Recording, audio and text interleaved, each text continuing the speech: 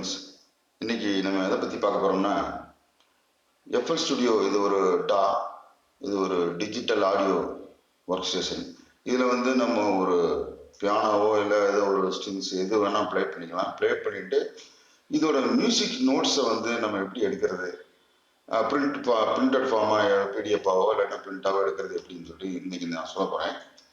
இது வந்து ரொம்ப யூஸ்ஃபுல்லாக இருக்கும். நம்ம வந்து ஒவ்வொரு மியூசிஷியன்ஸ்க்கு ஒவ்வொரு நோட்ஸை வந்து ரைட் பண்ணி கொடுத்துட்டு இருக்கோம்னா அது கொஞ்சம் கஷ்டமாக இருக்குது. பிரிண்டட் ஃபார்மாகவே வந்துடும். அதனால் நமக்கு ரொம்ப ஈஸியாக இருக்கும். அது எப்படின்னு நான் இப்போ சொல்கிறேன். இப்போ வந்து ப்ராஜெக்ட்டு ஜென்ரல் செட்டிங்ஸில் பார்த்தீங்கன்னா 4x4. இப்போ நான் வாசிக்க போகிறது ஆவியான வரைன்னு ஒரு பாட்டு.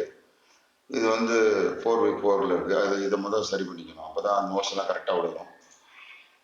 அடுத்து பார்த்தீங்கன்னா டெம்போவும் கரெக்டாக இருக்கணும். அதை மாற்ற முடியாது. ஒரு தடவை பண்ணிட்டோம்னா அந்த ஷீட்டில் வந்து திரும்ப அதை மாற்ற முடியாது. புதுசாக தான் எடுக்க வேண்டியிருக்கும். அதனால் டெம்போவும் இந்த ப்ராஜெக்ட் செட்டிங்ஸ் 4x4 இல்லை 3x4 ஏதோ ஒன்று நம்ம என்ன ப்ராஜெக்ட் பண்ணுறோமோ, என்ன நோட்ஸ் வேணுமோ, எப்படி வாசிக்க போகிறோமோ அதை வந்து நீங்கள் வந்து ஃபஸ்ட்டு செட் பண்ணிக்கணும். செட் பண்ணிட்டு நான் எஃப்எல் கீஸ் வச்சுருக்கேன். இது வந்து பியானோ. இது வந்து நான் வந்து மிடி கீபோர்டில் ஜாயின் பண்ணியிருக்கேன். நம்ம இப்போ ரெக்கார்ட் பண்ண போகிறோம். ரெக்கார்ட் பண்ணிவிட்டு இது பியானோ ரோல். இது வந்து இதில் நம்ம ரெக்கார்ட் பண்ண போகிறோம். இது ஒன்றும் இல்லை, ரொம்ப சிம்பிள் தான். வந்து ரெக்கார்ட் பட்டன் அமுத்திட்டு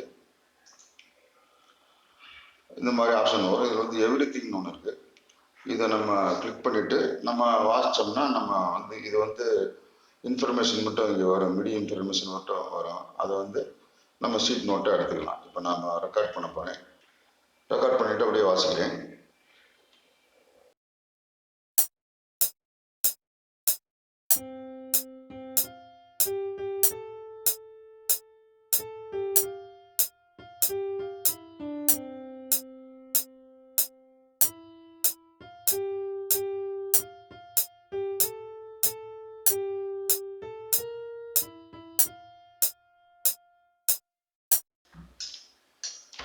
ரெக்கார்ட் ஸ்டார்ட் பண்ணிக்கலாம்.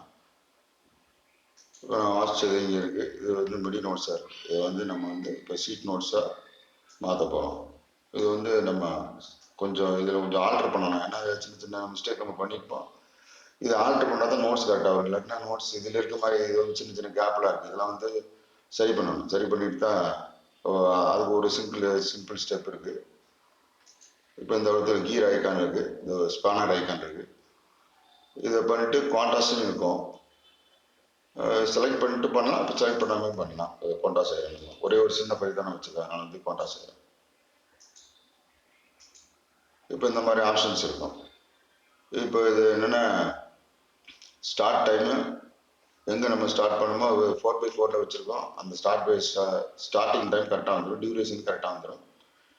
இதில் நம்ம ஏதாவது சேஞ்சஸ் இருந்துச்சுன்னா மாற்றிக்கலாம். இப்போ வந்து இது மாதிரி மாற்றிக்கலாம். கம்மியாக ஒன்றுனா பண்ணி கம்மியாக இந்த மிடி நோட்ஸ்லாம் அசைறது உங்களுக்கு தெரியும்.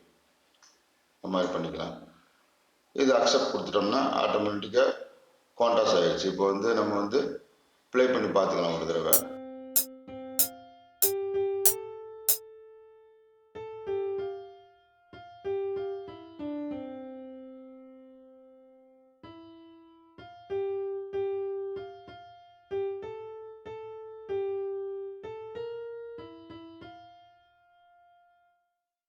வாட்ச் முடிச்சாச்சு. இப்போ இது வந்து சீட் நோட் எடுக்கணும். மிடியாக இருக்குது. இப்போ இந்த இடத்துல ஒரு டாட் டவுன் வரும். இதில் ஃபைல் போனீங்கன்னா ஓப்பன் ஸ்கோர்னு இருக்கும். இப்போ ஓப்பன் பண்ணி பார்த்துக்கலாம். மிடி ஃபைல் எக்ஸ்போர்ட் பண்ணி மிடி ஃபைலை இதை எக்ஸ்போர்ட் பண்ணிக்கலாம்.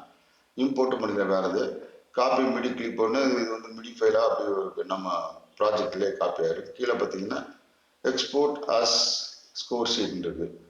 இதை நம்ம கிளிக் பண்ணோம்னா எங்கே சேவ் பண்ணு கேட்கும். இப்போ நான் வந்து எஸ்ஏ கழிச்சு இது என்னோட பேர் கொடுத்துருக்கேன். ஓகேன்னு கொடுத்துட்றேன்.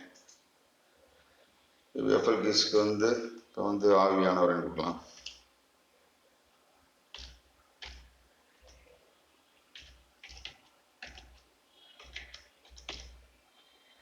சப்டைட்டில் கொடுக்கணும்னா கொடுக்கலாம், இல்லைனா கொடுக்காம விடலாம். 4x4 டைம் சிக்னேச்சர் வந்து நம்ம முதல்ல பார்த்த ப்ராஜெக்ட்ல வந்து 4x4 இருக்குது. இப்போ இது இது என்ன ஸ்கேலில் வாசிச்சிருக்கோம் நம்ம வந்து இதை நோட் பண்ணோம். இது வந்து சி மேஜர் இல்லை, இது வந்து